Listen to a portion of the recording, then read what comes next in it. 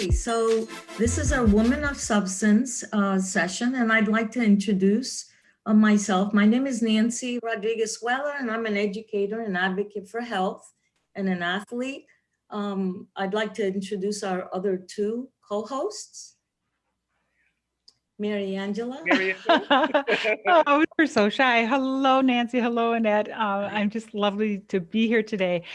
So I'm Mary Angela Baker, and I also am an advocate. I'm very passionate about women and leadership. I am a thought leader with more than 20 years experiences in the field of women's leadership development and generations in the workplace. And I'm also an educator where my absolute passion is creating opportunities to help women and girls step into their own leadership and thrive. Hi, everyone. I am Annette Johnson. I am a certified professional leadership coach. I spend most of my time designing and delivering leadership development programs or programs on the topic of diversity and inclusion. And my passion in terms of advocacy work is working with organizations that provide resources and services to women and children who are affected by domestic violence. And it's good to be here. Great to see you again. Thank you. So today's topic is education. And right now we are challenged with education. We're doing a lot of things virtually. And it is my pleasure to introduce a very self-motivated and driven individual who's created a program called the CatchUp Center. And with us today is Jevonda Perkins.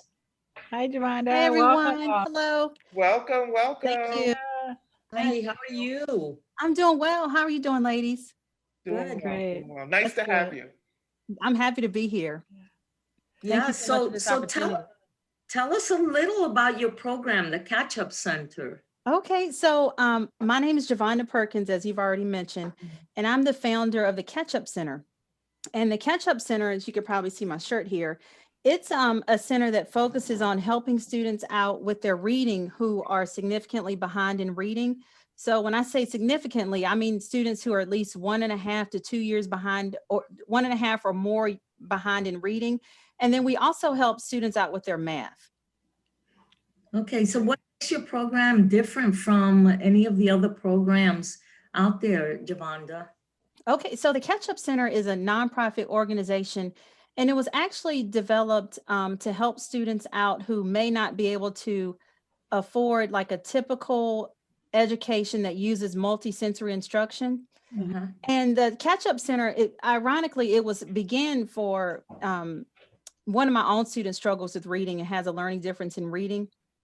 And so I remember one day he came home from, and he was actually at a school that he attended just to help his reading. And I know that one day he came home and he had kind of, gotten in just a little bit of a conversation about actually him playing on a playground. And I said, and he is an awesome, literally all-American athlete. His athleticism is out of this world. But when it comes to reading, he needs some extra support with reading. Mm-hmm. So I knew that as an educator, the way that I taught him to read, it wasn't working. Mm-hmm. And so like, I actually went back to get trained to learn to teach students who have a learning difference in reading how to read. But then when we had that conversation that day, and I said, so why are you on the playground as if, you're on a football field or you're like in a real game? He said, well, Mom, I really want them to see what I'm good at. And so that just kind of was a light bulb that went off. So he loves sports. We all love sports. So I combined my experience with education into a more of a multi-sensory approach to education. So my goal at the CatchUp Center is to combine what students really love, including sports, to reading. And so it really boosts their confidence a lot. We do a lot of things. Our center is a lot different because I've learned that over the years, and I also have had training to be an administrator. So I've learned that over the years with observing other students, teachers' classrooms and working with teachers, that part of the difference between a good teacher and a great teacher is not so much, it has a lot to do with the pedagogy, of course, but also with the relationships that they develop with students. Yes. And so like the Right. CatchUp Center, we not only provide multi-sensory systematic and a systematic approach to helping students with their reading, but we literally take notes about what they need to do. We encourage them. I just got done with the session a minute ago, and the student was like, I can't read this. And I said, whoa, wait a minute. So the first thing you say is, I can read this. I can read this. Change the So we do a perspective. lot with, so we do a lot with just encouraging the students, because you have, when students are struggling with their reading, it's more than just teaching them how to read. Like, you've got to encourage them. You've got to let them know that it matters. So we combine like encouragement to student strength connections. You remember I told you he really wanted everyone to see what he was really good at. So I literally have student strength connections that are connected to football. Like, I've had football players holding a plank to do things like improve their reading fluency. So we really try, I mean, like, the results are phenomenal. And once we get past like students realizing that they can do it, they really start to soar. What does that mean when you say multisensory? What does that mean? Okay. So that's a great question. So multisensory, and it's funny because I literally just taught a student and we were talking about prefixes and root words, and that word came up. So we try to combine as many ways to read as we can. We try to use our eyes, our ears, our movement, our voice. We use as much as we can to help a student read, whether it means that they're writing their sight words and shaving cream, or they are playing basketball and reading sight words at the same time, or using their word attack words while they're playing basketball or even football. Wow. So how prevalent is the lack of reading skills in elementary school right now? Do you know? Well, I think it's different depending on which area you're in, but I will say that the CatchUp Center is closely partnered with an elementary school in we're based in Durham. And if I remember correctly, the elementary school, it's about 69% of the students are reading below grade level. Wow. I know personally from a classroom that I've worked in a brick and mortar classroom, that I literally had 69% of students who are reading below grade level. So that left me with, like, I literally had a table of students who were reading on grade level. So it's very prevalent. And the thing about it is that if you can have early intervention, and if you can teach students the correct way to read as early as kindergarten, it literally makes a world of difference. I think there's an assumption that if children aren't reading well, that it's automatically assumed, right? The assumption is that they have a learning difference. So, but is that it, or are there other obstacles that they might be dealing with? I think there's definitely always other obstacles. I don't think that you can. And so we work with students that some of our students have a diagnosis of a learning difference, but most of them don't. Okay. So, I mean, it could be a combination of just so many things. So that's why it could be their access to education. Like, it could be their parents' knowledge about how to teach them how to read. It can have a lot to do with their behavior. It could have a lot to do with, there are just so many things. So one thing that we do is that there is no one size fits all approach to teaching them how to read or to education. So we don't hold them to that. Like, it's completely outside of the box. Like, I've worked with students. Sorry, go ahead. Like, I've worked with students before, and over the summer we had a summer reading program. And one of the students, I said, did you know that you're a good student? He said, his words were actually, I am. I said, yes, you are. I said, has anybody told you that? And he said, no. Then the second time I said, did you know that you were a good student? He said, well, Miss Jevonda, you told me that last time. So but the thing about it though, so this student, it could be assumed, and I don't know because I'm not a professional when it comes to that, but it could be assumed that he has a learning difference in reading, but he didn't always show the typical signs of it, because his level, he excelled a lot faster than a student might excel who might have a learning difference in reading. So part of his could have been anything from his mom. She did the best that she could, but his what his mom was used to doing, like his behavior in school, his self-confidence. I mean, it's so many things. Yeah. So So, let me ask you this. I'm sorry, Nancy. Let me that's ask you this. How do you get students? How does a student come to the CatchUp Center? Most of my students actually come from by word of mouth, and then we work closely with the elementary school that is in our area. So we get students through that too, especially if we have grants and funding. Then over the summer, we had a summer reading program. And so we work closely with that elementary school to find students who are reading at least 1.5 years below grade level. And then I talk with the parents and tell them like what the expectations are to be a part of our summer reading program. And that's typically how we obtain students. And then we also, I do a lot of promotions through Facebook and Instagram. I get students from there. But the biggest thing definitely has been word of mouth. Okay. Are you experiencing any challenges with the pandemic in terms of being able to service students, or how are you altering your program at all? That's a great question, because when I originally came up with the plan for the CatchUp Center, my number one goal was to open a location. And then, you have to have money to open locations, of course. So I said, we got to start somewhere. So I am used to teaching online and just various platforms. So I said, you know what, let's start online. So Wow, that's great. students did not, a parent told me, what were her words? Everybody's trying to figure out this Zoom thing, Miss Jevonda, but you've been doing it. So we didn't have any changes. That's awesome. And my students Wow. are used to learning online. Like, they know how to use their tools in our classroom. They know to expect my homework to come. And so honestly, during COVID-19, when a lot of students were falling behind, the students that I work with, we were still working together. That's awesome. Wow. Mhm. So Jevonda, do you have any, techniques that you use to build that relationship with students? Because I'm listening to you and I'm thinking to myself, I would totally trust you and totally look forward to having sessions with you each day. And I know Thank you. that's such a big part of dealing with something like this. In order to help a person get their confidence level up, there's a lot of relationship building. So is there anything in particular that you do?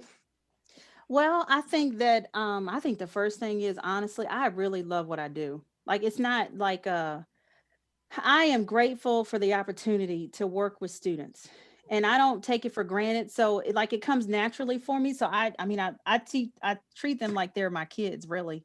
And so, but some things that I do is I get information from them about them from their parents. So before we meet, more than likely I've sent them a survey to find out more about the foods that they like, the sports that they like, if they like sports, TV shows.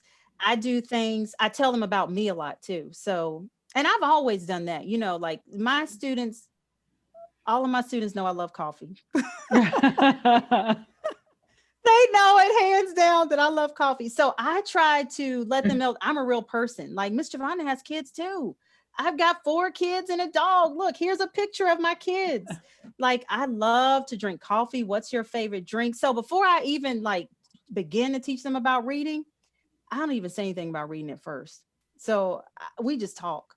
And I've had students that we might talk for a couple of sessions. Wow. Because they just kind of need it, like Yeah. if they have some students just have had bad experience with reading and learning to read, and their confidence has suffered. So we might just talk, and we might cry it out too. We've had sessions where we cried out. When you get done crying, we're still gonna keep going though.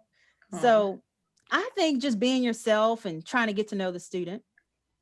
Yeah, I would think that you're absolutely right, that you can't just jump into the whole, okay, here we go, we're going to start reading, because if they're not at a level they're comfortable with, they're not going to be open to learning. You have to really, like you said, establish that relationship with them first. There you Well, go. you made me think of a story. When my youngest daughter, I guess she was in like 2nd or 3rd grade, I had her put together a book club.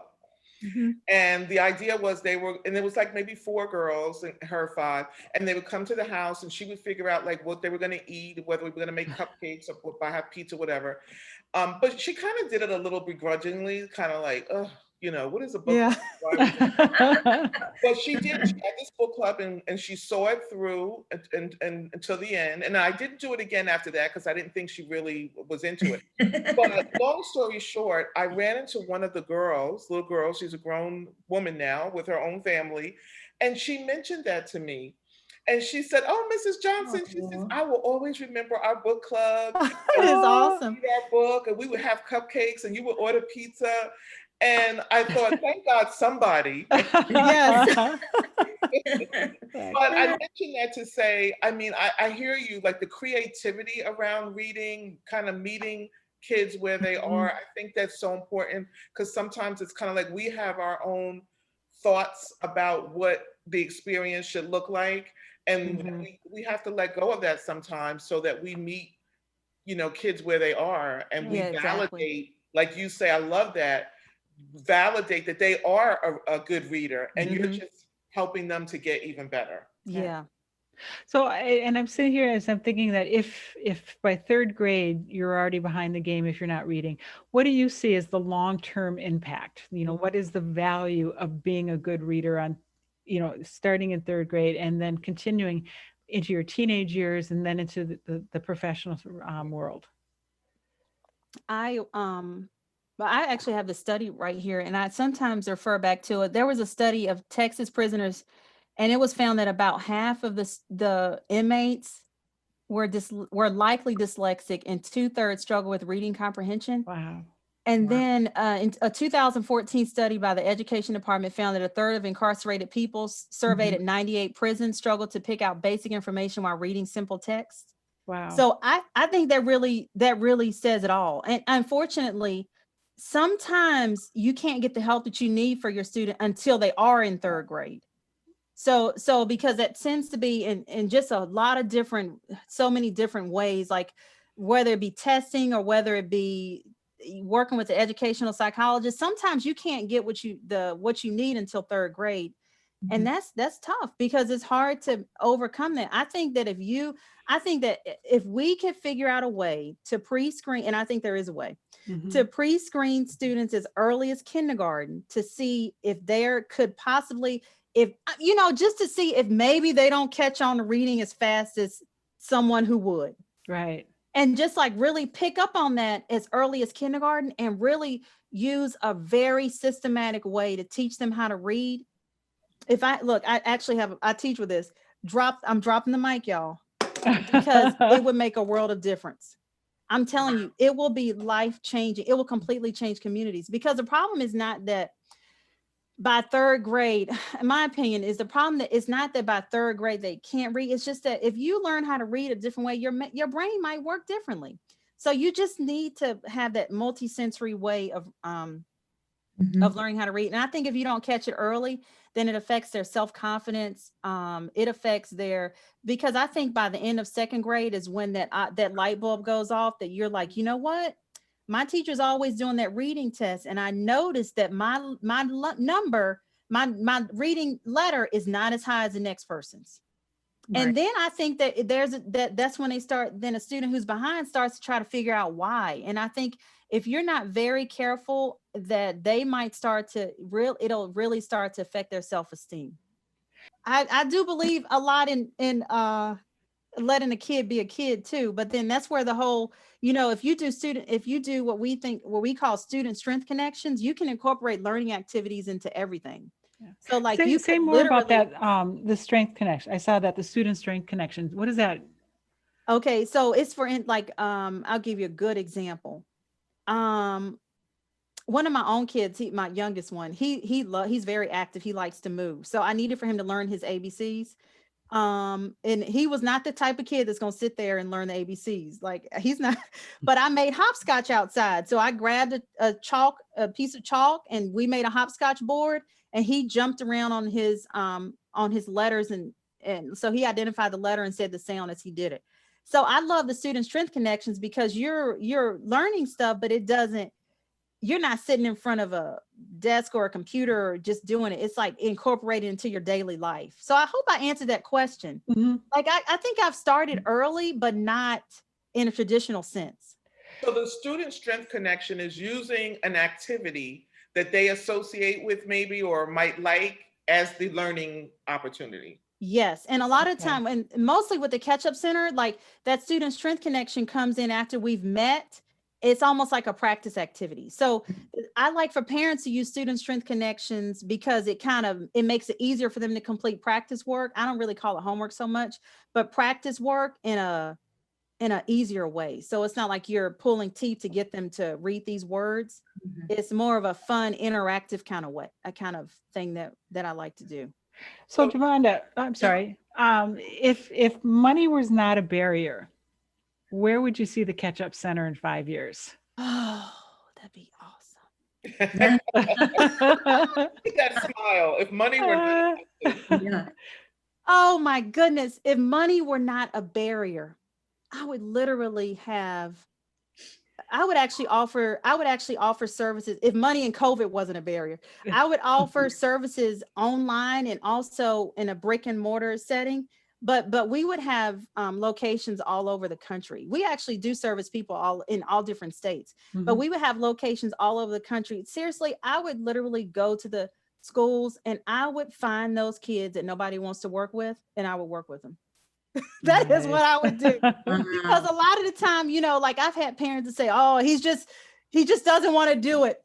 There's very few students who don't want to do it. Most of the time there's the reason. And when I say don't want to work with them, I don't mean like, that all students who struggle with reading, people don't want to work with them. But I do, like when the CatchUp Center was created, it was to help students out who might not be able to afford like the $20,000 education that they need to have a multi-sensory systematic approach to learning. I would work with local schools to build the communities. Like I truly believe when I say that the CatchUp Center can change communities, like I know that it can. I think an important call to action, we always like to highlight a call to action before we wrap up. And I think one important call to action that you just mentioned, and it was had an impact on me, was making time. Take 10 minutes. If That's you right. can squeeze out 10 minutes of your day to sit down and learn with your child, or even just listen That's so to true. your child about what they learned or what their struggles are, that could go a long way. That's so true. Yeah. Yeah. And I hear the pay attention. Pay Yeah. attention to how your child is learning. Yeah. And pay attention to, instead of just kind of operate in your own world. Other resources as we wrap this up, places, and for people who aren't able to access the CatchUp Center, I know that many elementary schools have programs where volunteers come in and help children read. And so by contacting the elementary school, you might be able to volunteer and help out. Same with senior centers. There's many adults who are struggling with reading also, and you can volunteer once COVID is passed, and you can meet either in person or face to face. And I also think as a resource that people can be creative. So through your place of faith, contact some leaders there and say, I want to start a group that helps other people learn how to read. And can we use the community room where we sit down and at a table, each person has an individual mentor. Any other resources that you all know of? Those sound great. I would say, what's the name of your Facebook page? Is it the CatchUp? The Facebook is called, actually the one that tips are posted is Jevonda Perkins Educator. So you can just type in my name, Jevonda Perkins, Jevonda Perkins Educator. Okay, no hyphens, just Jevonda Perkins Educator. Just Jevonda Perkins, yeah. And also I have a YouTube station, so those videos are uploaded there as well. Nice. And what's the name for the YouTube station? That one is also Jevonda Perkins. Perfect. Yes. No, because I think a key resource is building a network too, is connecting with people who may have some of these challenges and, work with them to, help them learn about more resources. Yeah. And just remember that you're not the only one that's having challenges. Yeah. And don't be afraid to talk about it. Yes, exactly. Jevonda, I want to thank you so much for joining. I appreciate you coming out. And thank you, ladies. You're a woman of substance. You are changing lives and making a lifelong impact through the work that you do. So thank you. Thank you so much for having me. I've really enjoyed talking with you all today. Thank you so much. So again, Jevonda Perkins, the founder and learning coach for the CatchUp Center. Thank you. Thank you. Appreciate you having Thank you. Thank you. Bye-bye. Ladies.